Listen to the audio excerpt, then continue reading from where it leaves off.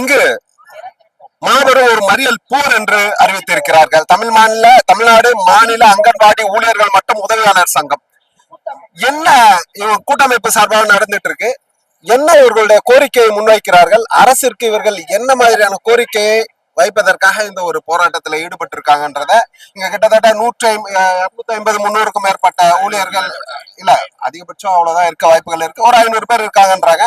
இவர்களுடைய கோரிக்கை என்னன்றதை கேட்டுக்கலாம். வணக்கம். தமிழ்நாடு சத்துணவு மற்றும் அங்கன்வாடி சங்கங்களின் கூட்டமைப்புடைய தலைவர், என்னுடைய பெயர் கே பக்ரி.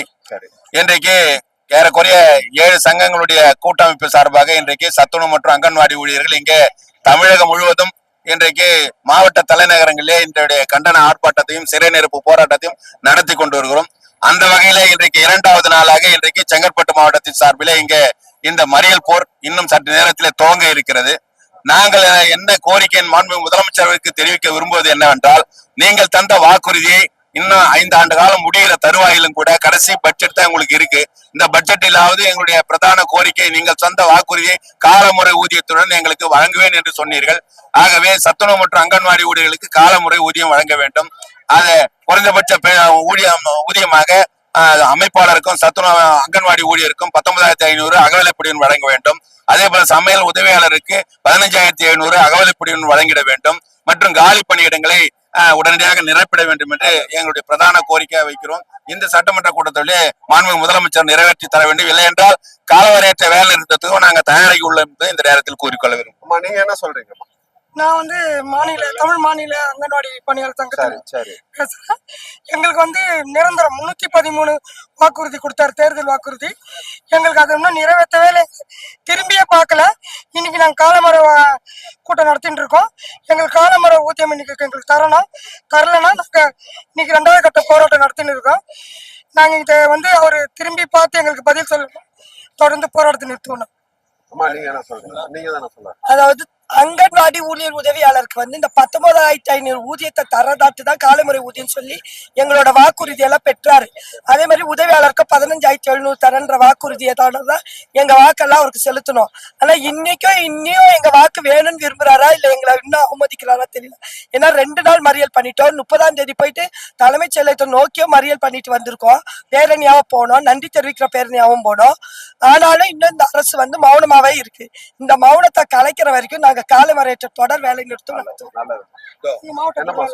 தமிழ் மாநில அங்கன்வாடி ஊழியர் மற்றும் உதவியாளர் சங்கம் நாங்க எங்க தலைமை டெய்சி தோழர் அவங்களுக்கு கீழே தான் நாங்க இந்த போராட்டத்தை நடத்திட்டு இருக்கோம். இது என்ன அப்படின்னாக்கா, இந்த போராட்டம் 3 கட்டமா நாங்க ஆரம்பிச்சிருக்கோம். நேற்று ஆரம்பிச்சோம். நேற்று முதல் கட்ட போராட்டம் மறியல் போராட்டம் நடத்தணும். இன்னைக்கு 2ஆம் கட்ட போராட்டம், இன்னைக்கும் மறியல் போராட்டம் தான். நாளைக்கு இன்னைக்கு இந்த அரசாங்கம் செவி சாய்க்கல அப்படின்னாக்கா, நாளைக்கு காலவரையற்ற போராட்டம் கலெக்டர் ஆபீஸ் முன்னாடி நாங்க உட்கார்றதா இருக்கும். தமிழகம் முழுவதும் இந்த போராட்டம்? ஆமா, தமிழகம் முழுவதும் தான் நடக்குது. இது மாவட்ட வாரியா தமிழகம் முழுவதும் நடக்குது. இது எதுக்காக அப்படின்னாக்கா, எங்களை 2021 தேர்தல் வாக்குறுதி 313 கீழே அவர் நான் ஆட்சிக்கு வந்த உடனே உங்களுக்கு காலமுறை ஊதியத்துல கொண்டு வரேன் அப்படின்னு சொன்னார்.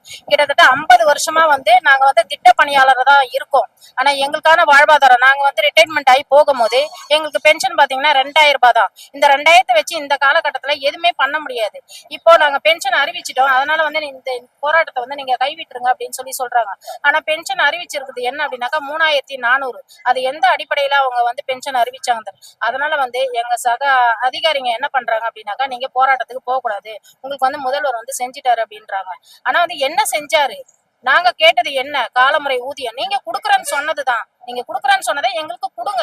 அப்படி குடுக்கல அப்படின்னாக்கா காலவரையற்ற போராட்டத்துல நாங்க உட்காருவோம் அப்படின்னு செங்கல்பட்டு மாவட்டத்தின் சார்பாக நாங்க தெரிவிச்சுக்கிறேன். நான் செங்கல்பட்டு மாவட்ட இப்பொழுது இவர்களுடைய கோரிக்கை என்னவாக இருக்கிறது என்று சொன்னால், முதல்வர் அவர்கள் தேர்தலுக்கு முன்பு அஇஅதிமுக ஆட்சி காலம் இருக்கும் பொழுது என்ன வாக்குறுதிகளை கொடுத்தாரோ அந்த வாக்குறுதிகளை நிறைவேற்ற வேண்டும் என்பது இவர்களுடைய கோரிக்கையாக இருக்கிறது.